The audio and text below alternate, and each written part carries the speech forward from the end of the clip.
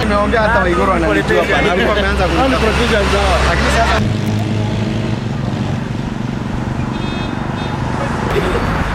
so sawa.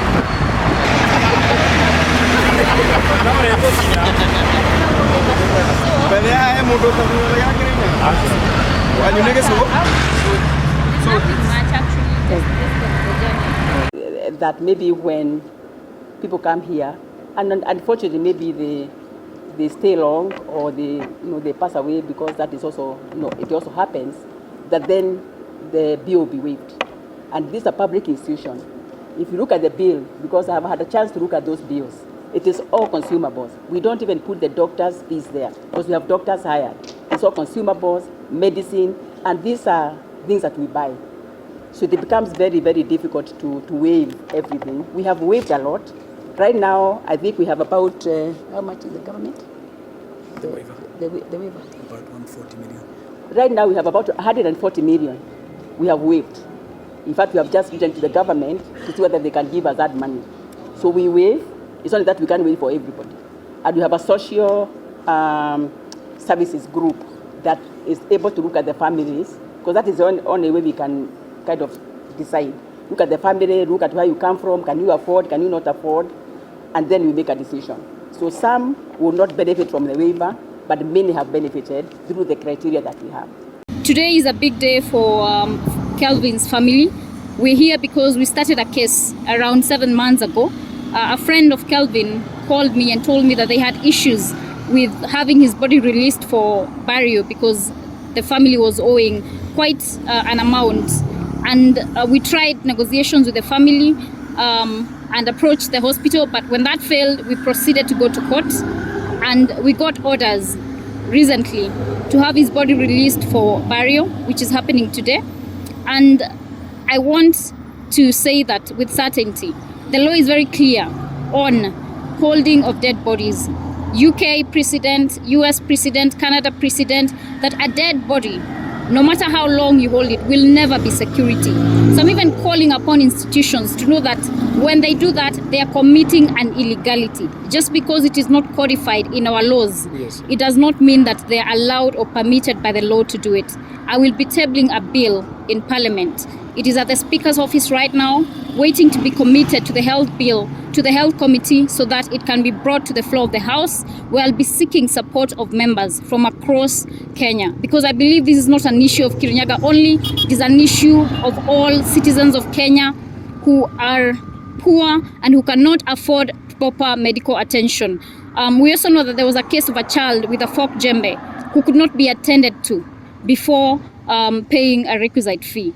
And that bill addresses the same issue, that someone should be treated prior to demanding for money, because we must value human life and we must also respect the dead.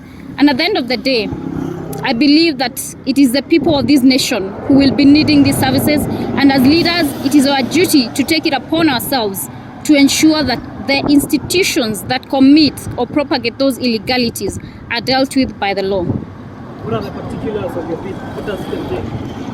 The bill entails amendments to the Healthcare Act, and specifically Section 7, and it says that any private or public facility cannot hold a dead body as security, and if they do so, they will be committing a crime and will be liable to a fine of 3 million shillings or 6 months in jail. So we will be going after the practitioners who are perpetuating that illegality.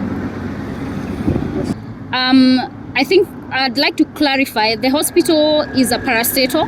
So when we reached out to the government, they claimed that they had ceded the ownership to some private owners. So that is why my bill addresses public and or private facilities. We are going after everyone in the medical world who thinks that they can commit illegalities and continue to take advantage of people's grief. Because, I mean, with all due honesty, it is not fair for the family to wait for 7 months to lay their kin to rest. That family did not have any money to pay the bill that was pending before the hospital. The hospital did an assessment. They were very much aware of the capability, financial capability and capacity of the family. So at the end of the day, you know, Kevin has been released, he has been laid to rest, and as long as the proper procedures are followed and there is certainty that the family is not capable, let the kin be buried so that at least people can have some rest. Kwa majina ni Patrick Mogo. Mimi ni rafiki ya Kevin Maina ambaye alituacha mwanzo wa mwaka huu around February, na tuko hapa kwa sababu mwili yake imewachiliwa leo baada ya wakili Njeri Maina ambaye pia ni women rep wa Kirinyaga aliingilia kati na akaenda kotini, ndio leo ameweza kupewa hiyo aliweza kupewa juzi hiyo court order na mwili ikaachiliwa. So wale wako nyuma yangu hawa ni marafiki zangu pia, wote tulikuwa nao Baricho High School, tumesomea hapo Baricho. So Kevin Maina amewacha familia ya watoto wawili na mke mchanga.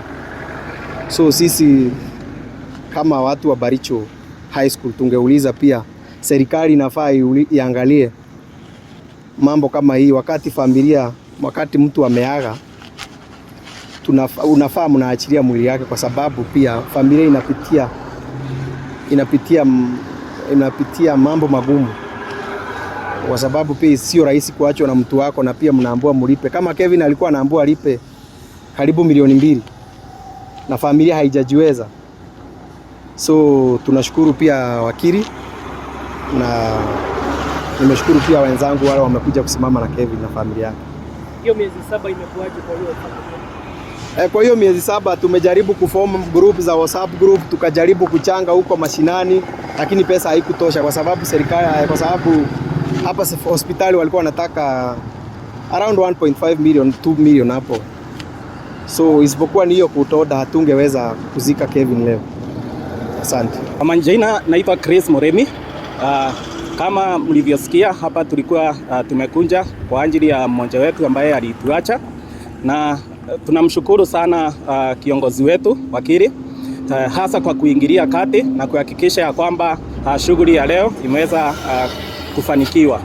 Na naomba viongozi wetu hasa wakili kiongozi wetu anapowasilisha mswada ambao ako nayo, tumuunge mkono, ndio watu walio na mashinda kama yenye tumepitia kwa ajili ya mmoja yetu hasa waweze kusaidika. Asante. Hasa kama tunavyojua uchumi wetu watu hawana pesa kabisa. So familia wamepitia shinda kubwa kwa sababu kuachwa na mmoja wa familia kisha ako na bill kubwa ya hospitali. Kujaribu kuchanga hiyo pesa, watu hawana pesa kabisa. So imekuwa ni shinda kubwa, wamepitia masaibu mengi na hasa ni kilio kikubwa kwa familia.